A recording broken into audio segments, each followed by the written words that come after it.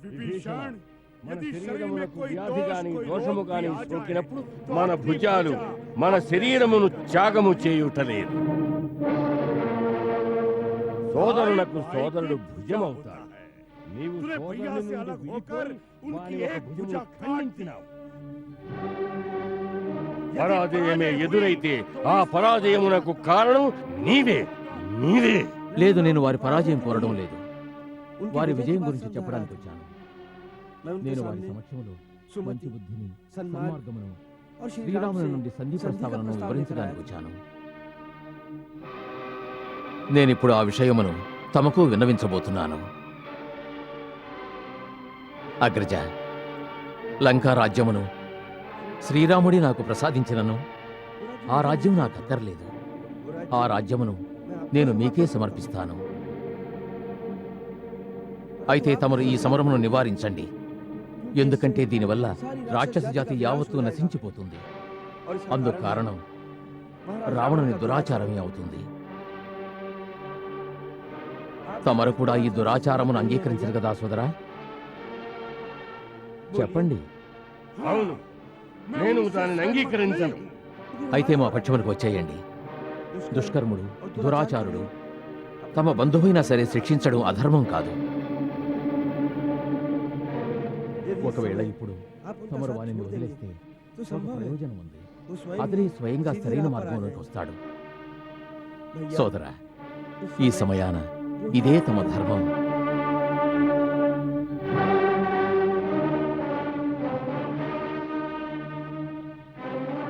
అరే విభీషణ, నీవు దేనినైతే ధర్మం అనుకుంటున్నావో దానికంటే పెద్ద అధర్మం వేరొకటి ఉండవు.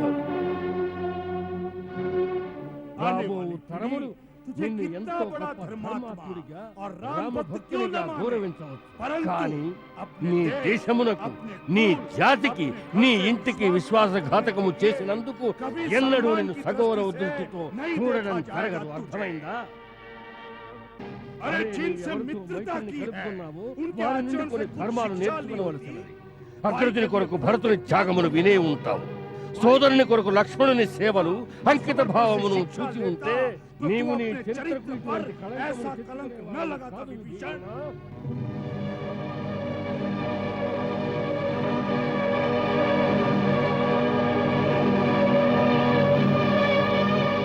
భరతుడు, లక్ష్మణుడు నడిచిన దారిలో నడవాలంటే శ్రీరాముని వంటి ఆదర్శము, ఉత్తమ గుణములు కలిగిన పురుషోత్తముడు సోదరుడు కావాలిగా. అరే, మంచివారితో అందరూ మంచిగానే ఉంటారా? మరి అన్నదమ్ముల సంబంధం మాటేమిటి? విభీషణ, ఈ యుద్ధములో అగ్రజుడు ఒక్కడే మరణించనున్నాడా? వానితో పాటు మరణించే సోదరులు మరెవరూ లేరా? రే, సత్యమేమిటో తెలుసుకోరా. రావణుని మృత శరీరానికి నలువైపులా వాని సోదరులు, వాని పుత్రులు, బంధుమిత్రుల మృత శరీరాలతో వాని శోభని ద్విగుణీకృతం చేస్తాయరా. ఆ దృశ్యం చూచి దేవతలు కూడా శిరస్సు వంచుకుంటారా. చెల్లు విభీషణ, నీ ప్రభువు శ్రీరాముణ్ణి అప్రమత్తం చేయి. నేడు ఎదుర్కొన్నది ఖరదూషణులను కాదు, త్రిశూరుడు వారితో చేసే కపట యుద్ధము కాదు. నేడు ఎదుర్కొన్నది అజేయ పర్వత సమానుడు అభేద్య కుంభకర్ణుణ్ణి. నా హుంకారానికి విధాత బ్రహ్మ సైతం కంపించిపోతారు. కుంభకర్ణుని శరీరము వజ్ర సదృశమైనది. ఈ దేహాన్ని తాకిన వెంటనే వారి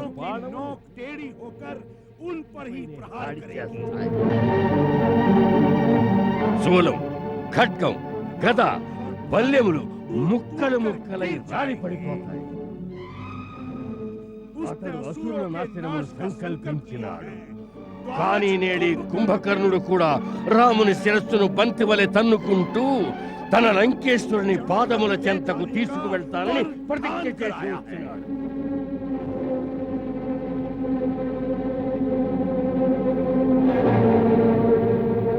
వెళ్ళు, వెళ్ళు నా సోదరా. నీవు నిరాయుధుడవై నా ఎదుట నిలబడవద్దు. నాకు తన అపరాధములు తెలియటలేదు.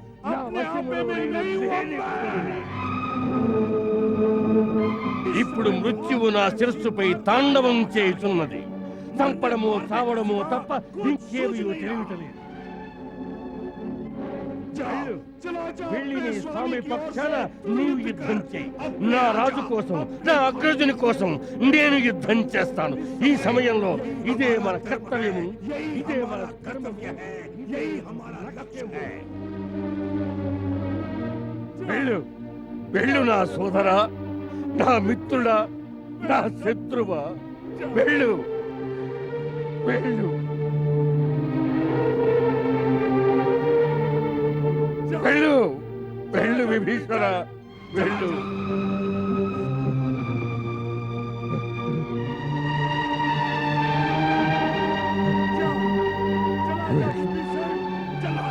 విభీషణ,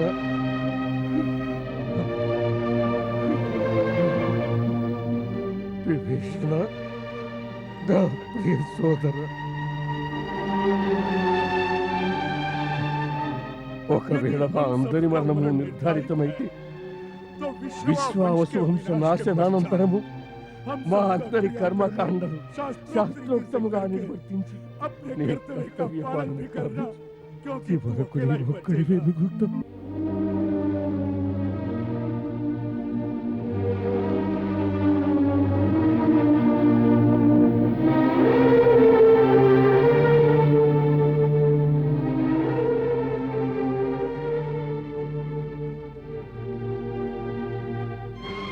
మహారాజా విభీషణ, ఏమైంది? కుంభకర్ణుడు అంగీకరించలేదు. తన వంశం పట్ల అతడు చాలా గర్వంతో ఉన్నాడు.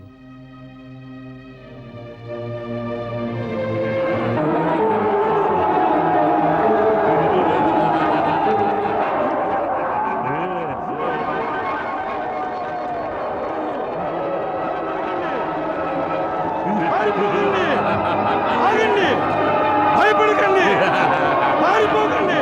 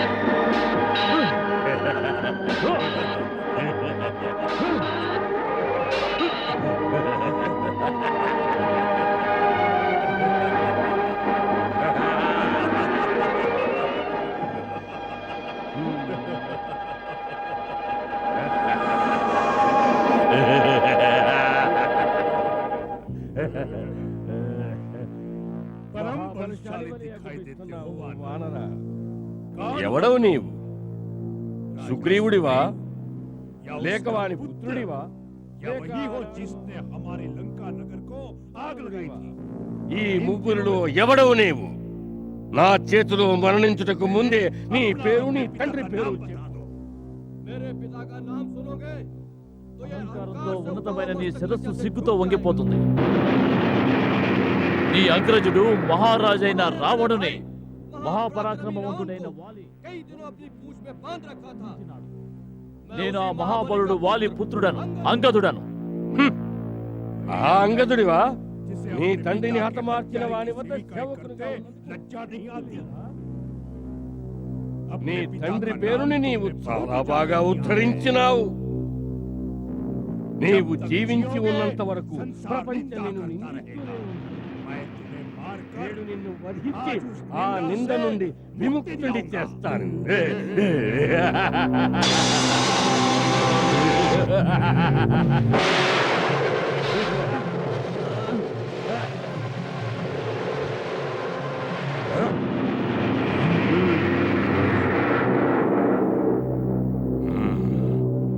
ఇద్దరు యోధుల మధ్యకు వచ్చిన వాడు నీవెవడవు. ఇతడు వానర సామ్రాజ్యమునకు యువరాజైన అంగదుడు. ఇతడిని రక్షించుట నా కర్తవ్యము. నీవు రాజు సుగ్రీవుడవా? కాదు, నా పేరు హనుమంతుడు. హనుమంతుడు, నీవేనా లంకను నాశనము చేసిన వాడవు? నేడి కుంభకర్ణుడు నీ సేవలకు పారితోషికం అందించగలడు. పారితోషికం ఇద్దుగానిలే, నీవు నా చేతిలో బతికి ఉన్నప్పుడు కదా.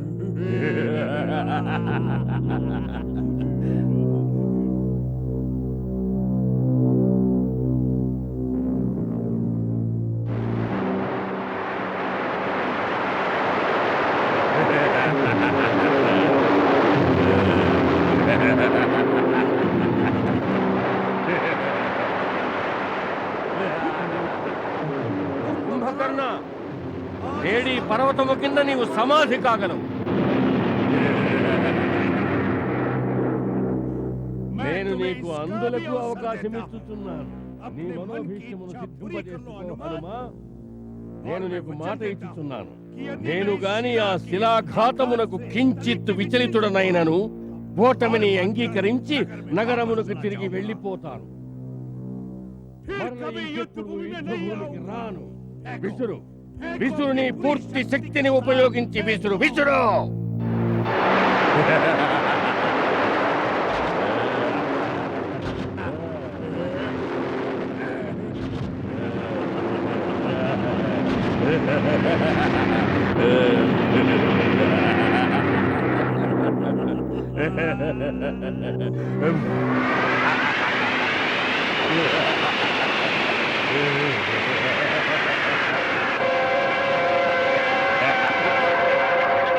నేను నీ సాహసమును ప్రశంసిస్తున్నాను. కోరిక ఏదైనా తీరకున్నచో వెళ్ళు వెళ్ళు వెళ్ళి రామలక్ష్మణులతో చెప్పు. ఇంతవరకు ముఖము దాచుకొని ఎందుకు యుద్ధములకు ఆహ్వానిస్తున్నాడని. యుద్ధరంగానికి రమ్మను. అగ్రజ, ఈ పిలుపును నేను సహించలేకున్నాను. తను నాకు అనుజ్ఞ ఇవ్వండి, లేకుంటే వెళ్ళు లక్ష్మణ.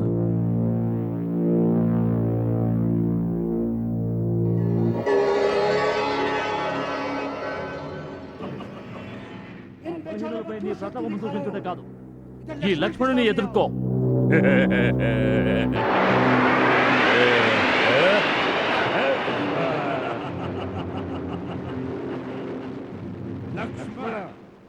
ఒంటరిగా వచ్చినావా? నీ సోదరులిరువురు ఏకకాలంలో మరణించుటకి ఇచ్చగించకున్నా అది మంచిదే. యుద్ధమున కాలయాపన చేయడం వల్ల ఏమి లాభం? కుంభకర్ణ, నీవు ఆహ్వానించావు, నేను వచ్చాను. ఇక వీరత్వంతో యుద్ధము చేయి. అవశ్యం అవశ్యం. రావణుని అనుంగు సోదరుడు, రాముని అనుంగు సోదరుడు ఏ విధముగా యుద్ధము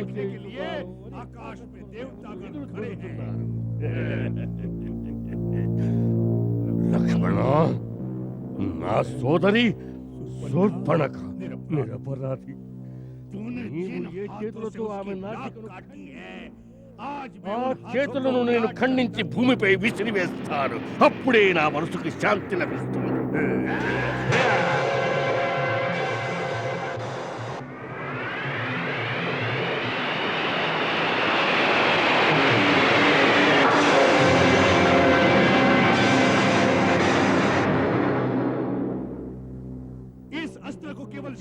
శివుడే నిలువరించగలడు.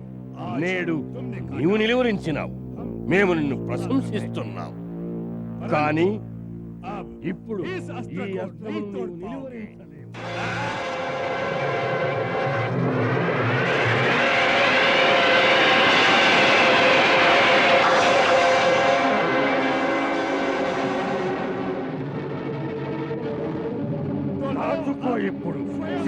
అమోఘ త్రిశూలము.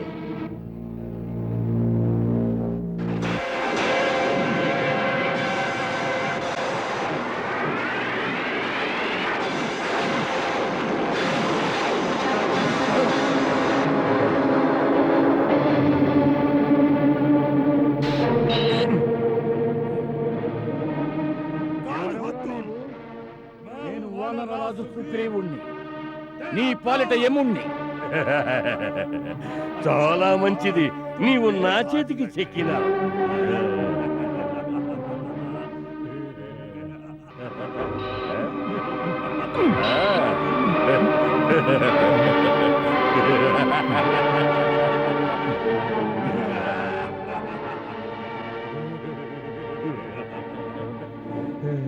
చాలా మంచిది, నీవు నా చేతికి చిక్కినావు. పదవానర రాజా, నిన్ను తీసుకువెళ్ళి మహారాజు రావణుని పాదములపై నిన్ను విడిపించుట కొరకై నీ సైన్యము ఆయుధములను త్యజించవాలి. పద.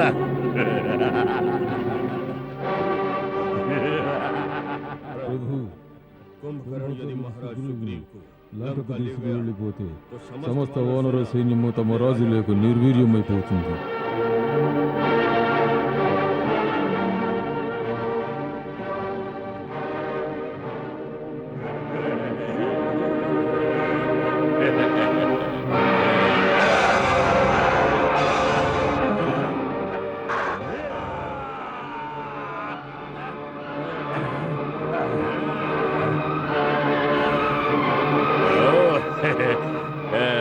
నీవు కూడా వచ్చినావా? మంచి పని చేసినావా? నేను కేవలము నీ కొరకే నిరీక్షించుతున్నా. నీ అనుజుని బాలకుడని ఎంచి వదిలివేసిన హనుమంతుని సుగ్రీవుని ప్రాణములను తీయలేదు. నాకేమీ యశస్సు లభిస్తుంది? నేను కేవలం నీ కొరకే నిరీక్షిస్తూ కాలయాపన చేస్తున్నాను. పదే పదే యుద్ధానికి ఆహ్వానించాను. పొంగి నా ఎదురుగా వస్తావని. ఎలాగంటే యమధర్మరాజు పిలుపు మీద శరీరము నుండి జీవాత్మ బయటకు వచ్చినట్టు. ఒక్కటి తెలుసుకో, నీవే స్వయముగా సాక్షాత్తు మృత్యుదేవత సమక్షమునకు వచ్చినావని. నువ్వు దేని గురించి ఎదురు చూస్తున్నావో అది నేను నా బాణముతో నీ శిరస్సును ఖండించగానే నీ ప్రాణములను తీసుకుని యమలోకానికి వెళ్ళిపోతుంది.